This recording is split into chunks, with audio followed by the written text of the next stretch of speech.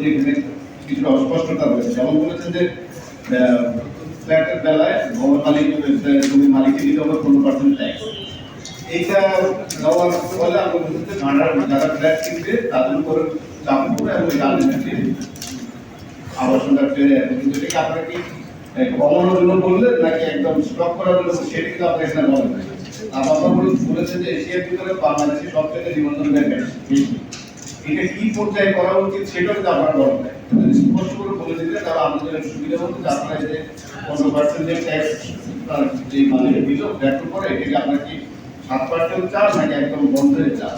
তারপর শেষ করে যেটা বললাম সেটা আসলে কি আপনাকে আরো কমিয়ে না চান নাকি কি করে সেটা আপনারা বলেন স্পষ্ট করে বললে বলেন। আমাদের আরেকটা জিনিস হলো যে ব্ল্যাক মানি আপনাদের এখানে বিনিয়োগের জন্য আপনারা সাধনা জানিয়েছেন, কিন্তু আমরা যেটা দেখি কয়েক জায়গায় আমরা যেটা একজন কর্মকর্তা প্রায় 400 কোটি টাকা সম্পদ পাওয়া গেছে, যার ভিতরে বেশিরভাগ হলো আবাসন খাতে। এবং আমরা যেটা জানি অনেক সময় দেখি সরকারি অনেক কর্মকর্তা যখন তাদের মানে কাহিনী বেরো তখন আমরা দেখি যে এখানে ইনভেস্টমেন্টটা বেশি হয়। আমরা যেটা ইদানিং দেখছি যে মধ্যবিত্তের বাইরে কিন্তু এখন গুলশান বনানীর বাড়িতে অনেক বড় বড় হাইরাইট বিল্ডিং হচ্ছে এবং সেখানেই ক্রেতা বেশি যাচ্ছে বিক্রি হতে পারে। তো সেই ক্ষেত্রে মানে এই যে রড সিমেন্টের দাম যখন বাড়ে, আসলে একজন ভালো টাকার মালিক সে যখন বিনিয়োগের জন্য পাগল হয়ে যায়, টাকা যখন কামায়, তখন সে আসলে ফ্ল্যাটের দামের দিকে তাকালে সে চিন্তা করছে যে আমি ফ্ল্যাটটা কিনলে আমার টাকাটা ইনভেস্ট করবো, টাকাটা কয়েক হয়ে গেল।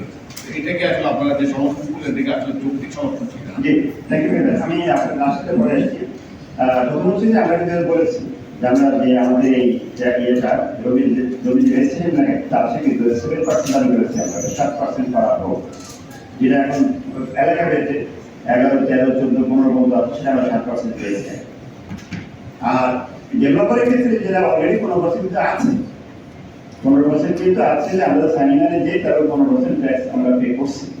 আমরা বলছি যে আর কোনো ট্যাক্স আর করা না, যদি করা হয় সেটা ডুপ্লিকেশন হবে এবং ডাবল ট্যাক্সেশন হবে, সেটা আমরা চাই না। যেটা বলবো হ্যাঁ আপনারা রিলি করেছেন যেটা সাথে আসলে পাবলিক সম্পর্ক রাখছে ভবিষ্যৎ কি আলটিমেট তো কষ্ট নিতে যাবে, এটা বুঝে যাবে।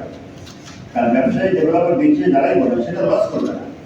একজন জমির মালিক যখন দেখবে তার 15% অ্যানিমালের উপর ট্যাক্স প্লাস তার আবার দিতে হবে, সে কিন্তু ওই ডেভেলপারের সাথে বার্গেনিং করবে যার ভাই কিছুই পারবো না, আপনি কি দেবেন বলে। তো ডেভেলপার তো চলবে, সেটা ওটা নিয়ে কিন্তু কস্টিং করবে, আলটিমেটলি কি হচ্ছে স্কোয়ার থেকে দাম বেড়ে যাচ্ছে। আলটিমেটলি কিন্তু জনগণের কাছে তাদের ক্রয় ক্ষমতা বাইরে চলে যাবে। সেজন্য বলেছে যে এই যে এসেনশিয়াল সেক্টর, আবাসন সেক্টর, এই জায়গাটার জন্য কোনোভাবেই সরকার নতুন করে আর কোনো ট্যাক্স আরোপ না করে। এরপর বলছে লাস্ট ভয়েস মানি কথা বলেছে। আমি যে আপনাকে উত্তর প্রশ্ন আপনার মিডিয়ার কর্মী যারা আছে, আচ্ছা ব্ল্যাক মানি আপনি বললেন না, তাহলে কি হবে জানেন?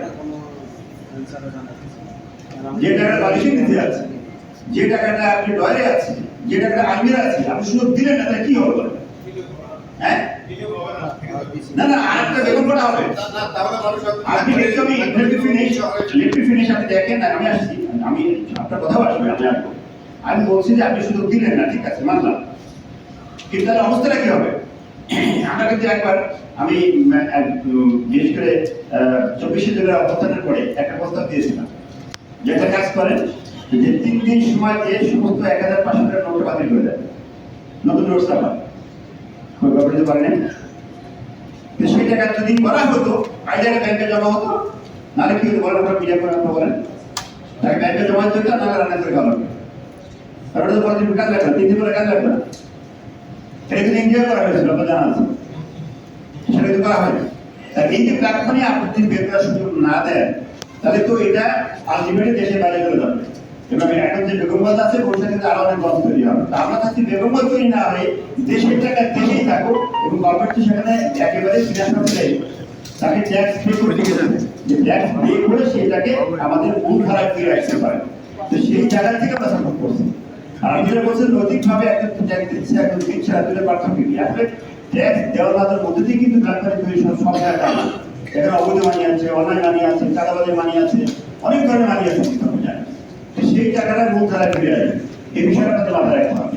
সেই কারণে আমরা বলেছি যে এটা যদি মূল ধারায় আনা যায় তাহলে দেশের অর্থনীতি ভালো হবে। এই মাননীয় প্রধানমন্ত্রী যে উত্তরটা দিয়েছেন সেটা বলবো যেটা আসলে কয়েকটা সরকার নিচে যে থেমে গেছে।